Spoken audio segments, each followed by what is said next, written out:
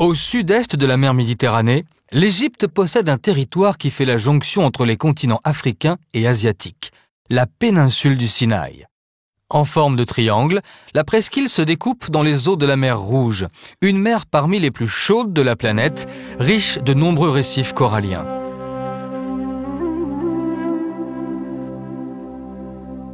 La presqu'île du Sinaï est couverte par un vaste désert de sable et de roches. Les sommets y sont les plus élevés d'Égypte. Ils dépassent parfois 2000 mètres d'altitude. Dans les vallées, ondule le sillage des rivières intermittentes.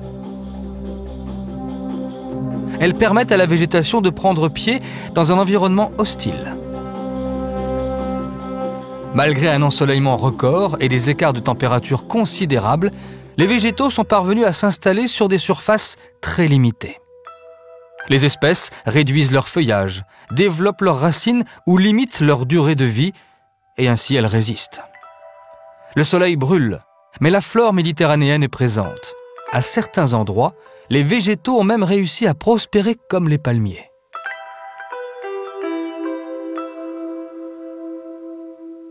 La mangrove s'est aussi développée, les pieds dans l'eau salée. Le contrôle du Sinaï est disputé depuis la plus haute antiquité. La région est en effet un point de passage stratégique et de nombreux vestiges témoignent des différentes cultures qui s'y sont établies au cours des siècles.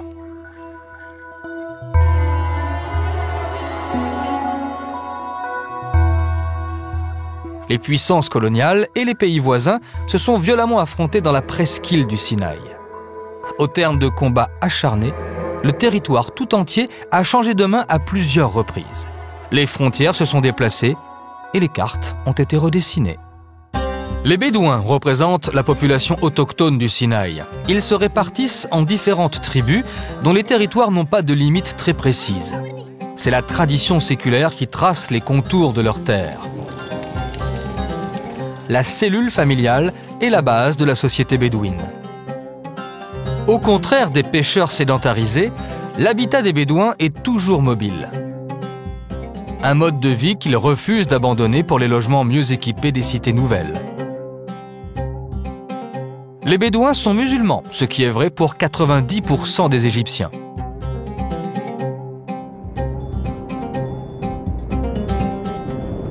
Hormis les dromadaires, élever des animaux dans le désert n'est pas chose facile.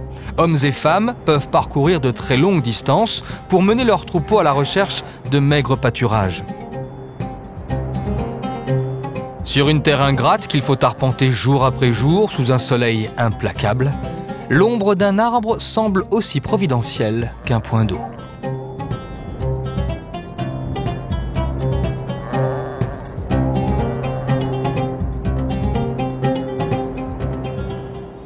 À partir de la nappe phréatique, la maîtrise de l'eau permet de cultiver une terre récalcitrante.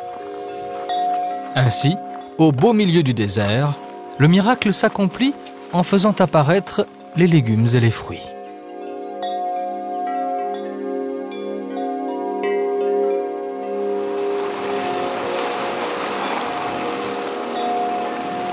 Dans le désert du Sinaï, l'eau est facile d'accès pour les fermes grâce à la faible profondeur de la nappe phréatique. L'aquaculture se développe avec l'élevage des crevettes d'eau douce. On agite la surface pour maintenir dans l'eau la présence de l'oxygène nécessaire aux crustacés.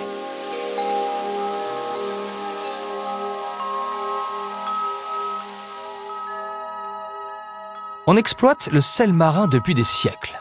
La mer Rouge est la plus salée des mers ouvertes dans le monde. La chaleur provoque une forte évaporation qui entraîne la concentration du sel dans l'eau. Pour être conservés, les corps momifiés de l'Égypte ancienne étaient plongés dans une solution salée.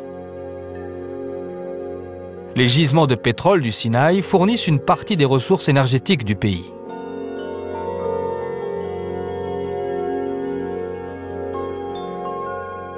Par ailleurs, l'Égypte apparaît comme le leader africain des énergies renouvelables, et notamment de l'énergie solaire. À terme, le 5e de l'énergie égyptienne pourrait être renouvelable. Dans la péninsule du Sinaï, l'artisanat met en valeur différentes ressources locales. Elles peuvent venir en droite ligne de la mer ou alors du sous-sol, comme l'onyx et le cuivre, un minerai très recherché dès l'époque pharaonique.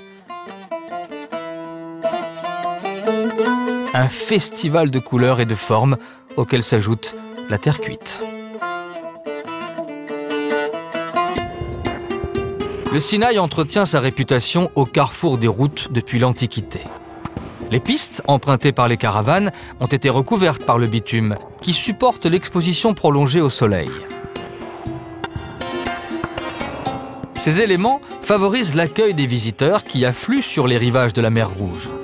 Jadis cantonnée aux seuls monuments antiques, l'offre touristique de l'Égypte s'est élargie grâce au Sinaï.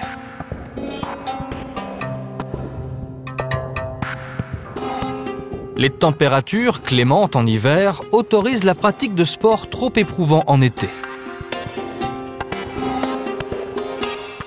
Autre atout, 3 grandes religions possèdent en commun des sites historiques majeurs. Autant d'arguments supplémentaires pour les touristes qui apprécient de séjourner dans des lieux bien intégrés à la nature.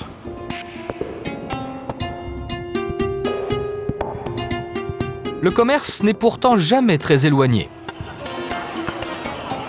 Il atteint même des sommets dans la cité balnéaire de Sharm el-Sheikh, où les traditions se perpétuent en rythme et en mouvement.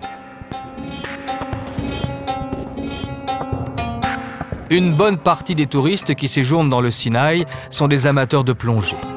Ils profitent de la lumière exceptionnelle qui baigne la mer Rouge, même en profondeur. Les plongeurs apprécient la température constante de l'eau en toute saison.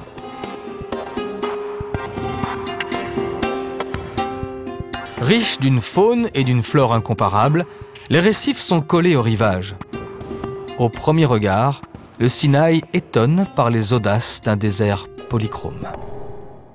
La côte nord de la presqu'île du Sinaï est bordée par la Méditerranée. Les températures y sont moins contrastées, avec des hivers humides et doux. Mais cela n'a pas suffi à contenir la progression du désert, qui réduit la végétation à un maigre cordon littoral.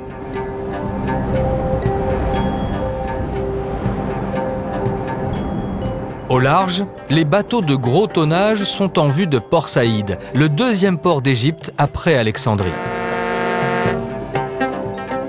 La ville de Port Saïd n'existait pas avant le milieu du XIXe siècle. Dans une maison néo-gothique, la Villa Fernande, vécut un diplomate français qui fut consul en Égypte et défenseur d'un projet insensé.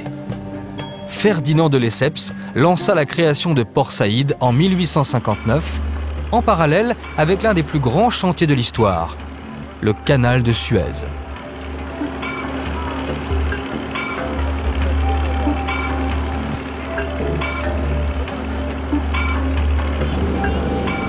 Des pilotes spécialisés montent à bord des navires pour les diriger.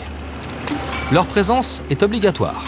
En revanche, les bateaux ne sont pas forcément tirés par des remorqueurs. Entre la Méditerranée et la mer Rouge, le voyage des mastodontes dure entre 10 et 16 heures sur un parcours qui fait moins de 200 km. Toujours en convoi, les bateaux ne peuvent pas se croiser. La navigation est donc alternée.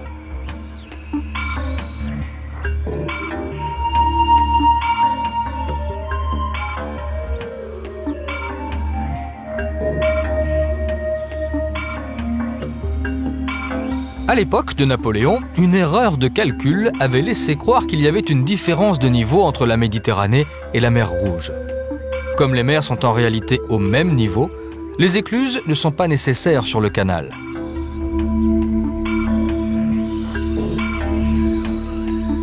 « 14% du transport maritime mondial transite ici.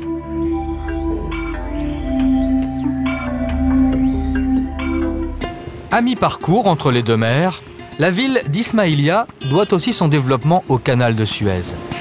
Toute l'administration du projet était installée dans la localité.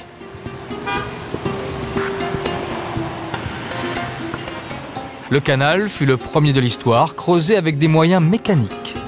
Les travaux donnèrent lieu à de nombreuses découvertes archéologiques.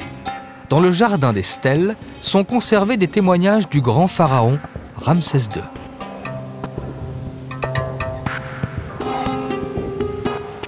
À l'origine, Ismaïlia était un petit village de pêcheurs. Il a conservé une activité de pêche artisanale.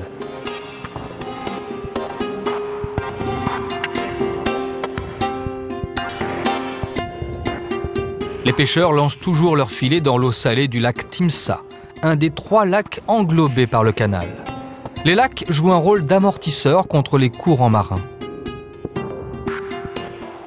Énorme avantage, le canal de Suez permet le passage entre la mer Méditerranée et la mer Rouge, donc l'océan Indien, sans faire le tour de l'Afrique. Les bateaux évitent ainsi un parcours d'environ 8000 km.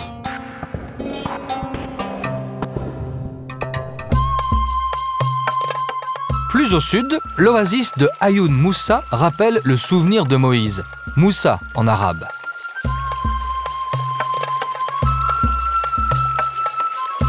À la tête des Juifs qui fuyaient l'Égypte, Moïse frappa un rocher de son bâton et l'eau jaillit en abondance pour abreuver son peuple.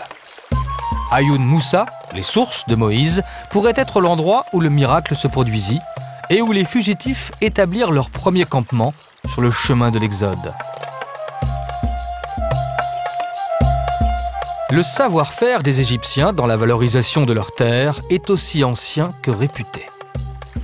En la matière, l'approvisionnement en eau est vital.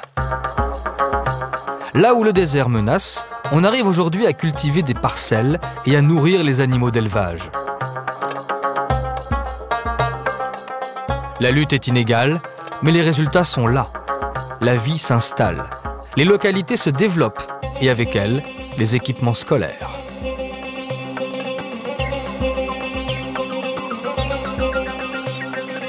Les travaux du canal firent des milliers de victimes parmi les ouvriers qui moururent du choléra en raison des mauvaises conditions d'hygiène. La situation s'améliora lorsqu'on achemina l'eau potable par un canal d'eau douce dérivé du Nil.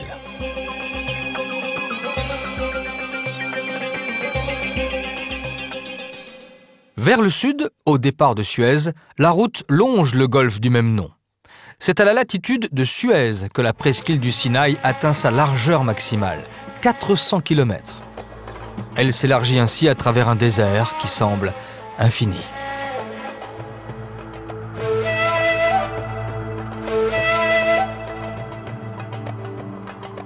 Il y a 20 millions d'années, le Sinaï faisait bloc avec le continent africain et la péninsule arabique. Il s'en est petit à petit détaché en se soulevant. Le Sinaï se trouve en effet juste au bord du Grand Rift, la grande fracture de la croûte terrestre qui part de l'Afrique orientale et se prolonge jusque dans la vallée du Jourdain.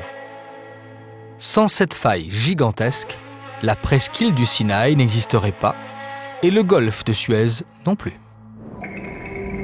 Au bord du golfe de Suez, des sources d'eau chaude sulfurée révèlent la proximité du magma terrestre dans le sous-sol de la presqu'île.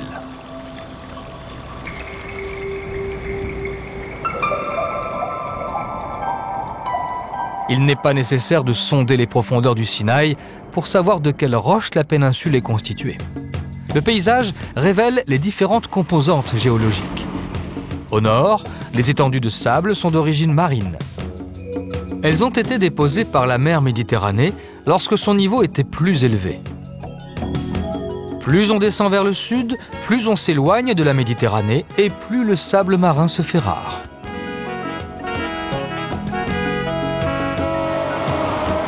Les camions parcourent les collines du Djebel El-Ti. Ils sont chargés de calcaire dont on fera de la chaux. Le calcaire est aussi d'origine marine. Il se forme par l'accumulation des coquillages et des squelettes d'autres organismes marins. Avec le temps et le poids des couches empilées, le sable se transforme en grès. La roche prend des couleurs variées selon la nature et la teneur des oxydes métalliques qu'elle contient.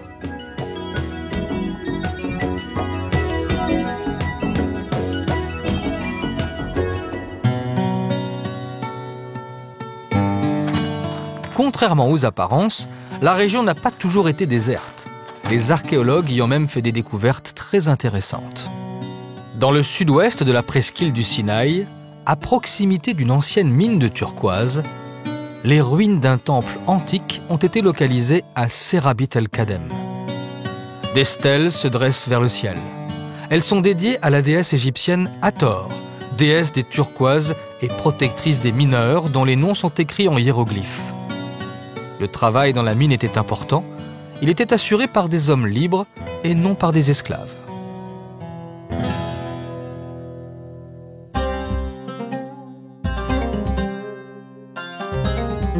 À l'ombre de quelques arbres, l'emplacement du village bédouin est choisi avec soin. Le confort est sommaire, mais l'hospitalité y est légendaire. Les artisans travaillent sur des supports multiples.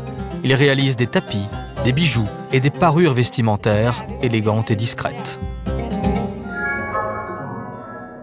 Dans le Djebel Fouga, la forêt des piliers regroupe un amoncellement de blocs de lave noire. En refroidissant, la roche en fusion bouillonnante a pris la forme de canalisation.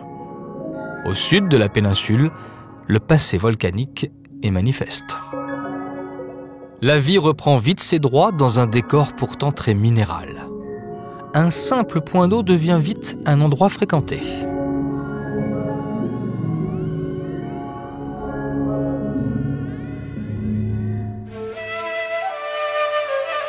Au milieu d'une large vallée, les Bédouins peuvent choisir de s'installer de manière plus durable.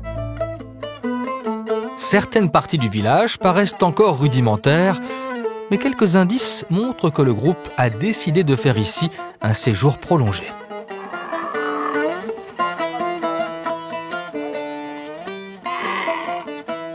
Compacte et facile à transporter, une citerne assure l'autonomie en eau. Les parpaings fraîchement démoulés sont prêts pour élever le mur. Patchwork de blocs en dur et de tôles ondulées, la maison bédouine ouvre sa porte. À l'intérieur, on achève de cuire le pain.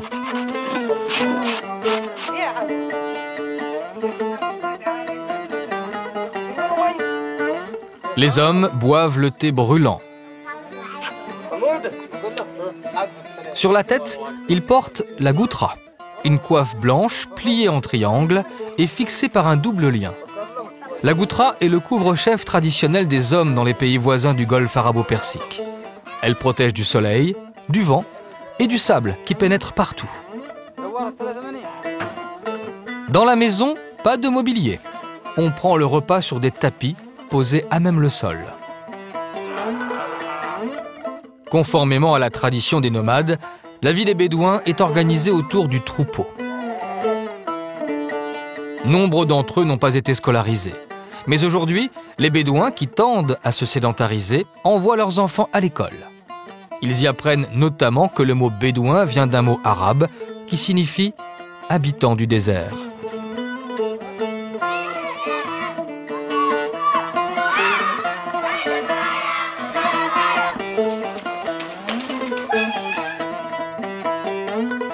Les Bédouins ont parcouru une longue route après avoir quitté la péninsule arabique. Ils ont suivi l'expansion de l'islam dès les premiers siècles et ont domestiqué le dromadaire pour aller plus loin vers leur destin.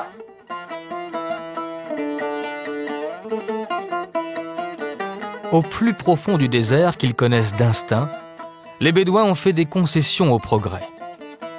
L'automobile est arrivée, mais sous la tente, les distractions, les attitudes et les gestes sont les mêmes, depuis toujours.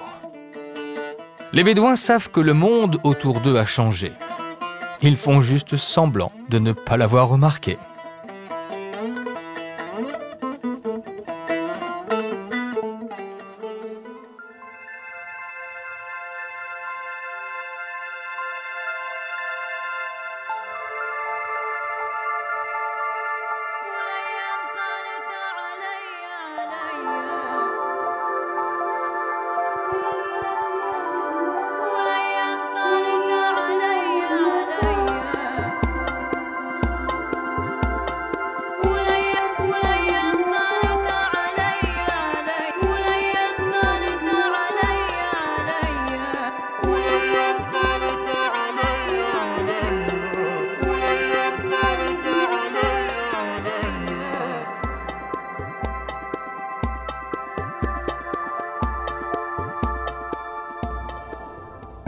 Dans les reliefs de la péninsule du Sinaï apparaissent les wadis, des vallées creusées par des cours d'eau intermittents. Le Wadi Mukatab, dans le sud-ouest, est célèbre pour ses rochers couverts par des traces d'écriture. Ces caractères remontent au tout premier siècle de notre ère. Ils pourraient avoir influencé la formation des caractères hébraïques et arabes.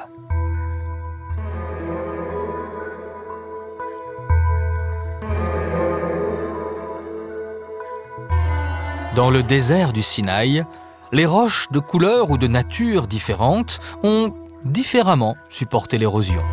Certaines résistent, d'autres se désagrègent progressivement pour devenir du sable.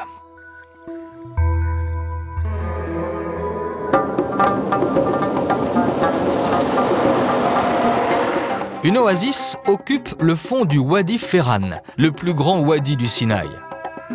La végétation n'apparaît pas spontanément autour d'un point d'eau dans le désert.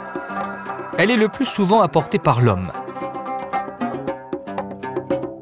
À proximité d'une source ou d'une nappe phréatique voisine de la surface du sol, les végétaux peuvent supporter les rigueurs du désert, mais c'est grâce au travail de l'homme que l'oasis est devenue un support essentiel de la vie dans le désert.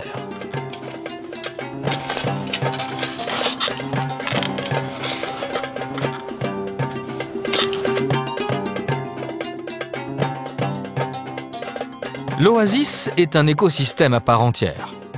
En plus des espèces végétales qui ont été introduites, d'autres se sont acclimatées.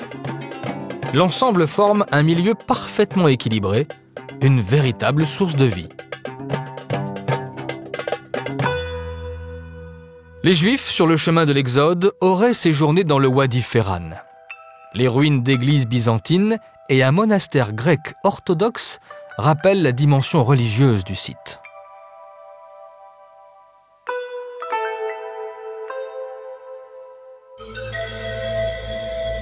Cap vers l'est. La route descend fortement en prenant la direction du golfe d'Aqaba.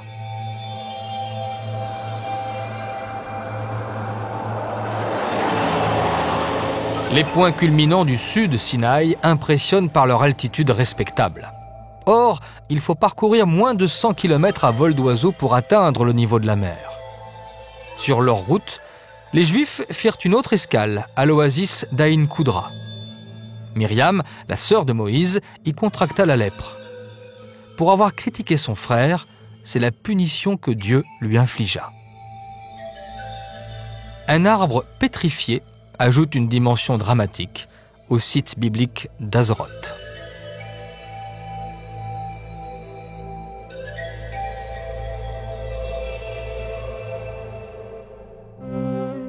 Après une longue descente ininterrompue, le paysage change subitement en débouchant sur le golfe d'Aqaba.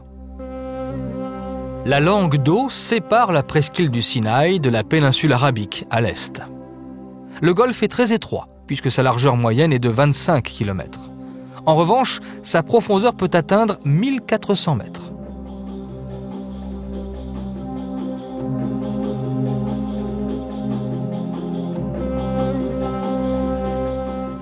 Au nord du golfe d'Aqaba, non loin de Taba, un fjord entaille la côte dans les flancs d'une ancienne chaîne de montagnes. Sur une île au large, les Byzantins, les croisés et les musulmans assurèrent leur position dans la région.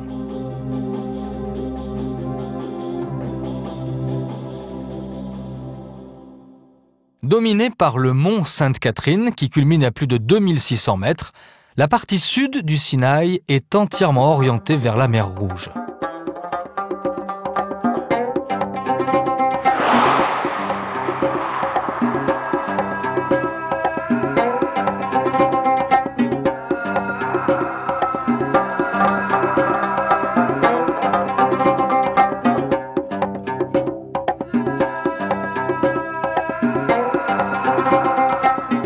À 70 km au sud de Taba, Nouéba fait face à l'Arabie Saoudite. Le port sur le golfe d'Aqaba ouvre la localité à l'extérieur.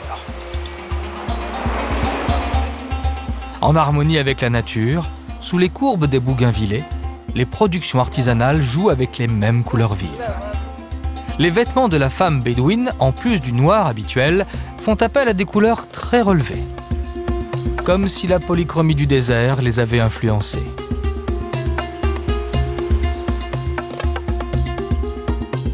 Avec ses larges pieds, le dromadaire ne s'enfonce pas dans le sable. Mais pour affronter le désert, les qualités naturelles de l'animal ne suffisent pas. Il faut maîtriser bien d'autres connaissances. Majed El Saïd. On apprend aux gens à monter un dromadaire. Les touristes peuvent apprendre à charger un dromadaire, à le nourrir et à le diriger correctement. On leur donne aussi des conseils pour s'orienter à l'aide des étoiles, pour trouver de l'eau. On leur explique comment reconnaître les plantes qu'on peut toucher ou pas, comment réagir si on est piqué par un scorpion ou mordu par un serpent, comment ramasser du bois, préparer son repas ou faire du pain.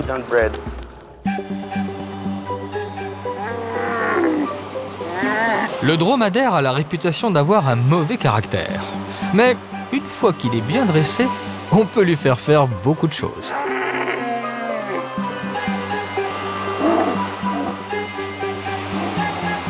Il adore patauger dans la mer.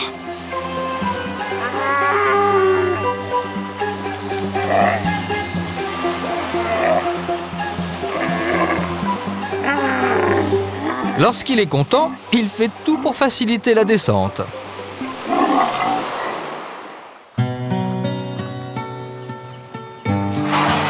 Le dromadaire peut se passer de boire pendant plusieurs semaines.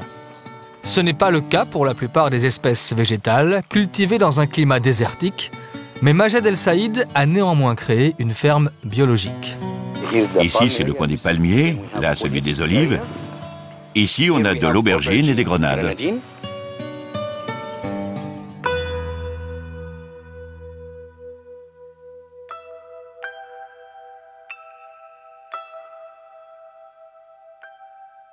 En plus de leur beauté, les montagnes colorées du Sinaï ont aussi des vertus bien particulières.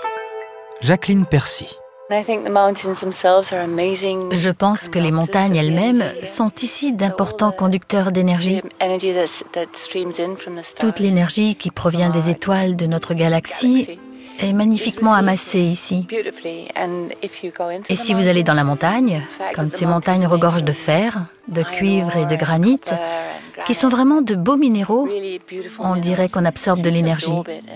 Et si vous vous asseyez sur ces pierres là-bas, vous serez transporté.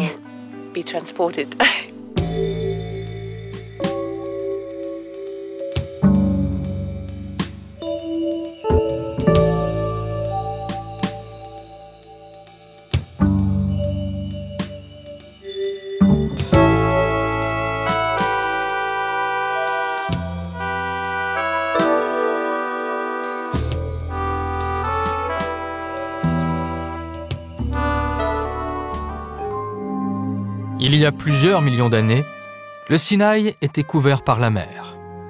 Au fond de la mer se sont déposées des couches épaisses de sédiments, des sables et des débris organiques. Petit à petit, les couches ont durci, compactées par la pression de l'eau pour se transformer en grès. Mais avant de se retirer, la mer a creusé les roches encore tendres. Elle y a découpé de profonds canyons dont les parois apparaissent aujourd'hui à l'air libre. Dans le canyon coloré, le grès semble drapé de tissus chatoyants. Les oxydes métalliques teintent la roche de nuances délicates.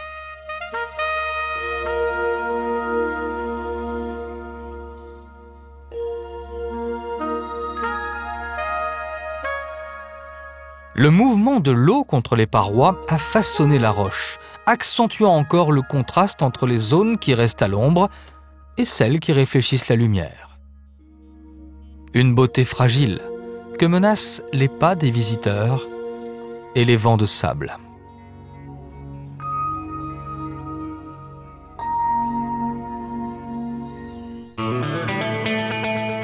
Au sud-est de la presqu'île du Sinaï, Dahab est un ancien village de Bédouins. C'est difficile à croire quand on voit comment la localité s'est développée en quelques années. Aujourd'hui, la ville est entièrement tournée vers la mer, terrain de jeu et d'exercice pour les sportifs. Entre le Sinaï et l'Arabie Saoudite, les vents ne rencontrent aucun obstacle. Dahab doit sa réputation à la pratique d'un sport dont les adeptes viennent du monde entier. En plusieurs endroits de la côte, le rituel est toujours le même. On débarque le matériel et on se prépare avec beaucoup de méticulosité. La mer Rouge est en effet l'une des mers les plus fréquentées par les plongeurs, qui bénéficient ici d'excellentes conditions.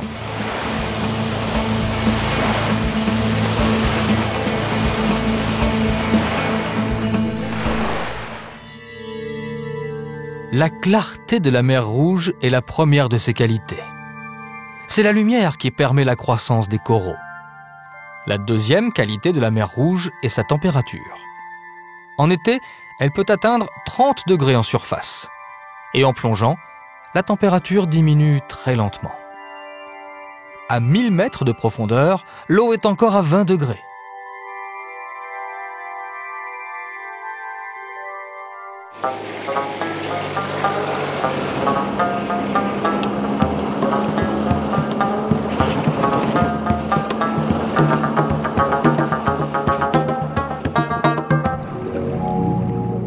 L'eau de la mer Rouge est très salée, mais cela n'empêche pas certains végétaux de vivre à proximité immédiate.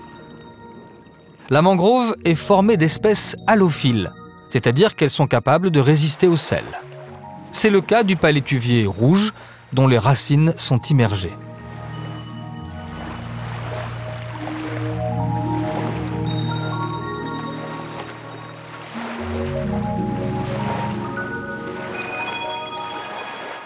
Le golfe d'Aqaba s'étire sur 180 km de longueur. Tout au long de la côte, des récifs coralliens se sont formés.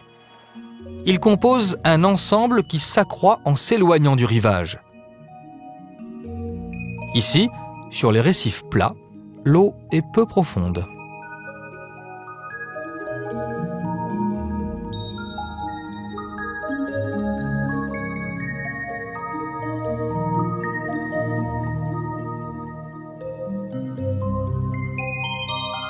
L'ouverture du golfe d'Aqaba sur la mer Rouge est très étroite. Les marées y sont de faible amplitude. Une situation idéale pour les récifs coralliens qui colonisent le littoral. En prenant de la hauteur, le contraste entre la mer Rouge et la roche brute est encore plus saisissant.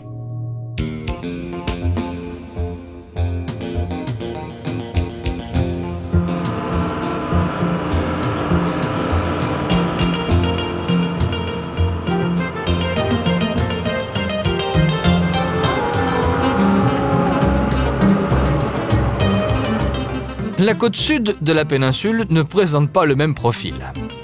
Le littoral, moins abrupt, a laissé la roche se désagréger pour former une plage où chacun trouve son compte.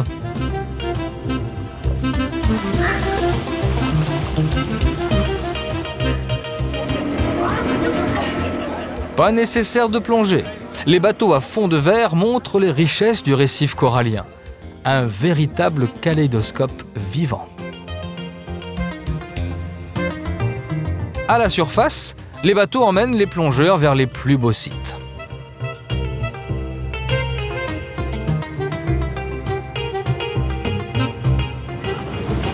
En quelques minutes, une remuante escadre se prépare à appareiller. Les bateaux essaient d'arriver les premiers sur les meilleurs spots de plongée, car le nombre de plongeurs par site est limité.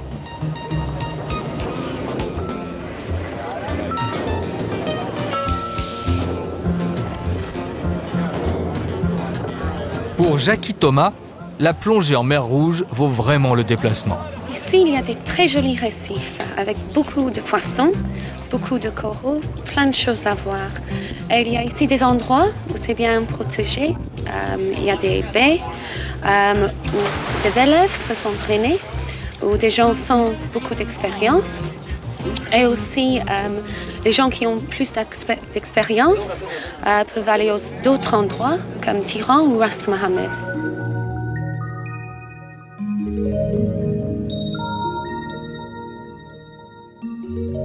Le monde du récif est fascinant.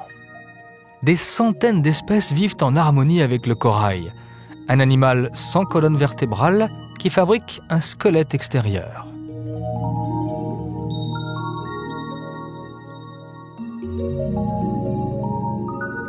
Les changements de la température de l'eau, de la salinité, de la teneur en oxygène et la pollution, bien sûr, ont des conséquences irréversibles sur le récif corallien et sur les espèces qui en vivent. Partout dans le monde, un grand nombre de coraux commencent à blanchir et on ne parvient pas encore à expliquer les causes du phénomène.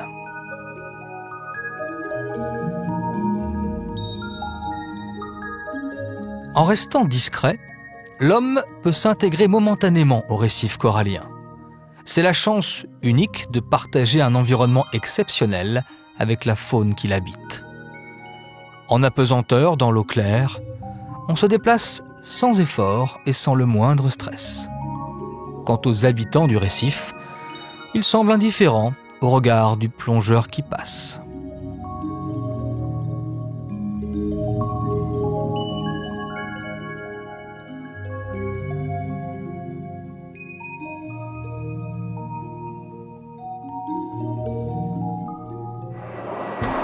Le trafic aérien a fortement augmenté au sud du Sinaï. Les avions se succèdent sans répit à l'approche de l'aéroport de Sharm el-Sheikh. L'aéroport fut créé en 1968, à l'époque où la péninsule était occupée par Israël, après la guerre des 6 jours.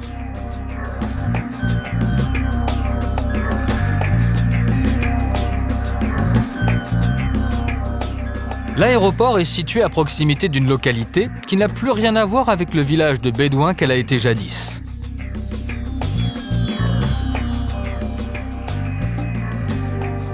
Les infrastructures flambant neuves et les hôtels de luxe ont transformé Sharm el-Sheikh en une cité phénomène entièrement tournée vers les loisirs.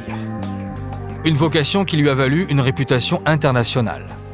Ajoutez à cela un climat très favorable, particulièrement agréable au printemps et à l'automne, et on comprend les raisons d'une étonnante réussite économique.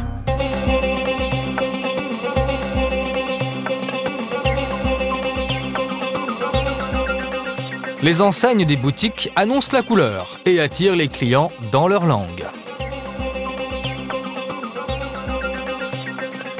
Toutes les recettes du marketing moderne sont appliquées par les commerçants d'un souk animé où les articles perpétuent les traditions. Le cuir sous toutes ses formes, mais aussi les soieries et la mousseline, les pierres, le verre, les métaux et les boiseries dessinent les lignes du Proche-Orient. Dans la nuit tiède, la culture occidentale place quelques repères bien visibles. Mais ils sont très vite emportés par les vibrations orientales.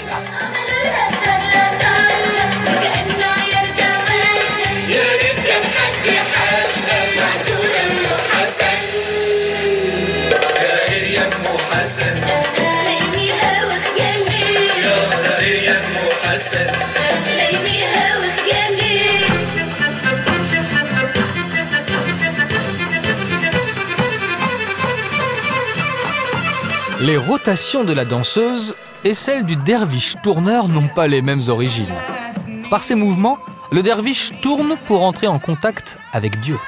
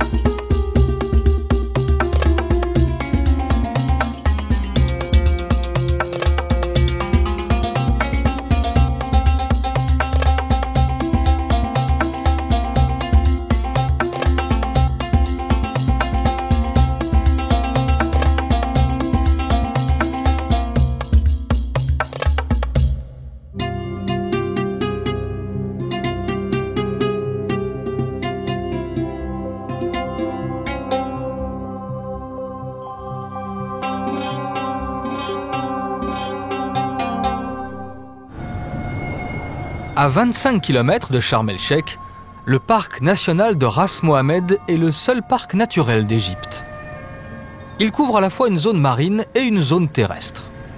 On peut se demander pourquoi on a choisi d'appeler mer Rouge une mer aussi bleue. Pour certains, l'appellation est due à la présence massive de phytoplancton. Un plancton végétal formé notamment par une algue microscopique qui devient rouge à un moment de son existence. Pour d'autres, le rouge viendrait de la couleur dominante des roches voisines.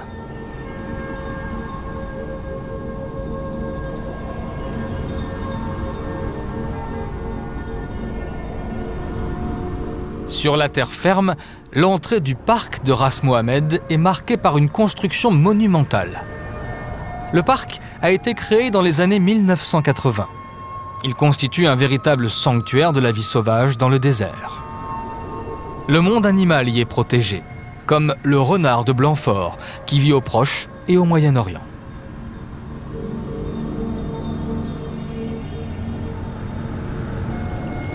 Dans le désert du Sinaï, l'eau douce peut être toute proche. La démonstration en est faite grâce à une faille ouverte lors d'un tremblement de terre.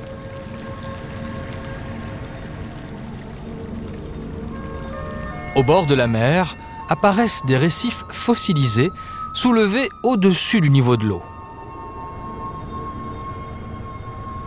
À différents endroits de la côte, la mangrove s'est installée.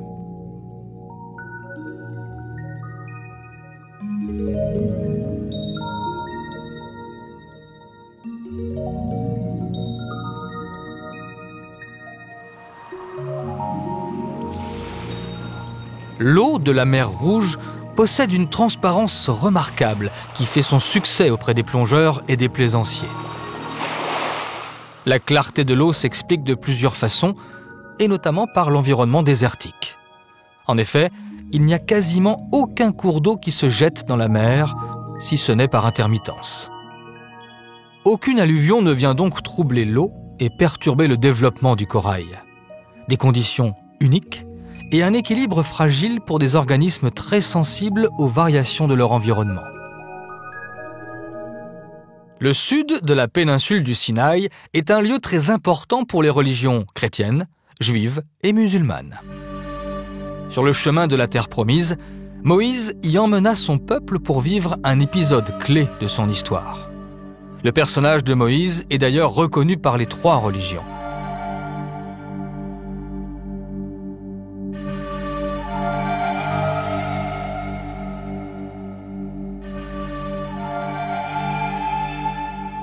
La traversée du désert commençait à lasser le peuple fugitif qui regrettait presque la vie en Égypte. Parce qu'il avait osé protester, Dieu punit son peuple et le condamna à marcher 40 ans dans le désert.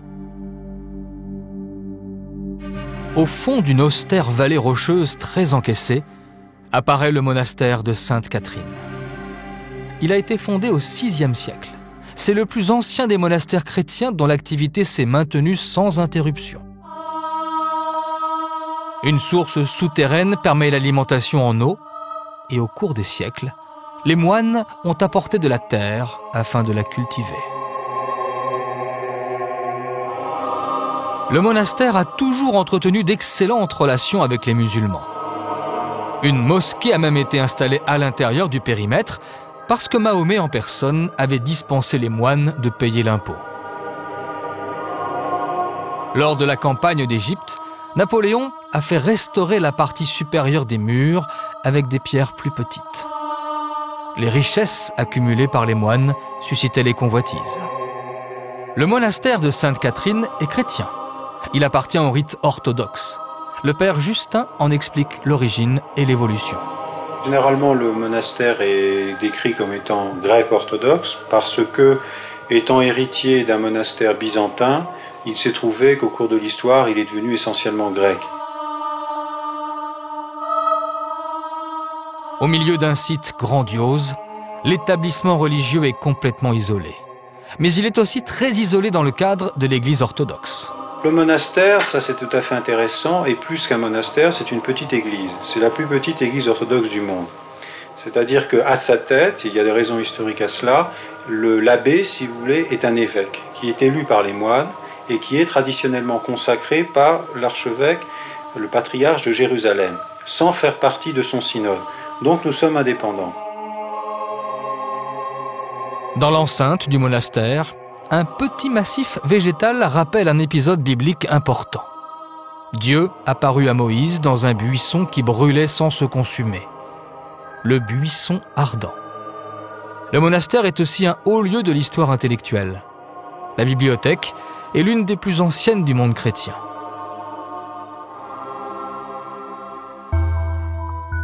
L'absence d'humidité a permis de conserver les crânes des moines décédés. Le squelette de l'un d'entre eux porte encore l'habit monacal.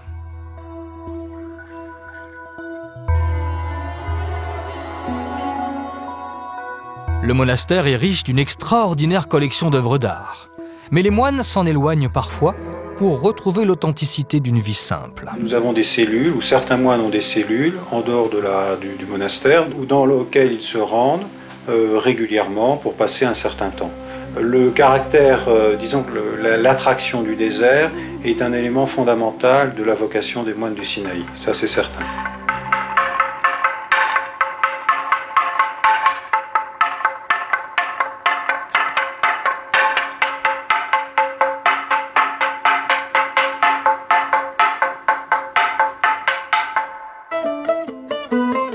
La moindre parcelle de terre arable est cultivée, la plupart du temps en terrasse, dans l'environnement lunaire du monastère de Sainte-Catherine.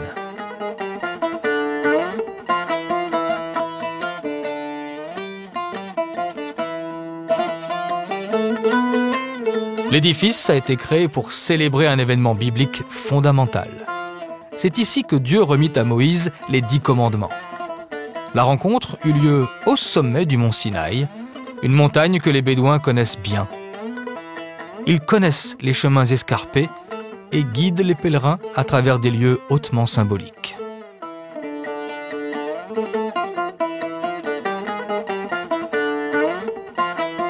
Après des années de route, le peuple de Moïse attendait au pied de la montagne que son chef redescende. En son absence, les Juifs façonnèrent un veau d'or avec le métal précieux qu'ils avaient pris aux Égyptiens. En découvrant que son peuple idolâtrait un animal, Moïse entra dans une grande colère. Il fracassa les tables de la loi que Dieu lui avait remises, gravées dans la pierre. Il lui fallut alors remonter sur le mont Sinaï pour obtenir de Dieu qu'il remplace le texte détruit. Différents sentiers gravissent les flancs de la montagne. Au départ du monastère de Sainte-Catherine, il faut 3 heures de marche pour gagner le sommet qui culmine à près de 2300 mètres. Au sommet, une chapelle est dédiée à la Sainte Trinité. Elle a été élevée à l'initiative de l'empereur romain Justinien, qui fut lui-même à l'origine du monastère. Plusieurs fois détruite, la chapelle fut reconstruite au XXe siècle.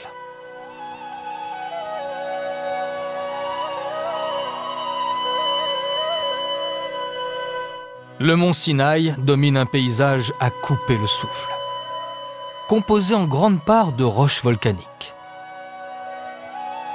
Un paysage dont la vie n'est pas exclue pour autant. À certaines heures de la journée, s'agite un petit oiseau qui semble bien fragile. Le roselin du Sinaï.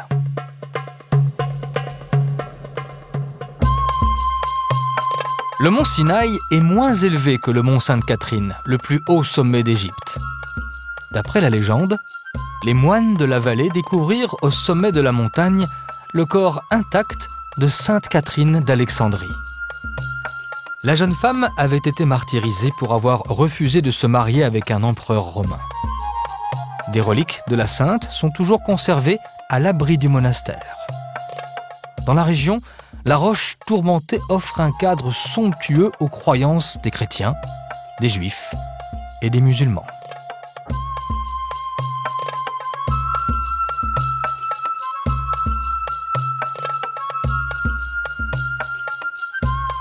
De la haute montagne où les cultures et les religions se croisent, jusqu'à la mer limpide où le corail abonde, la presqu'île du Sinaï exploite toute la palette d'un désert polychrome.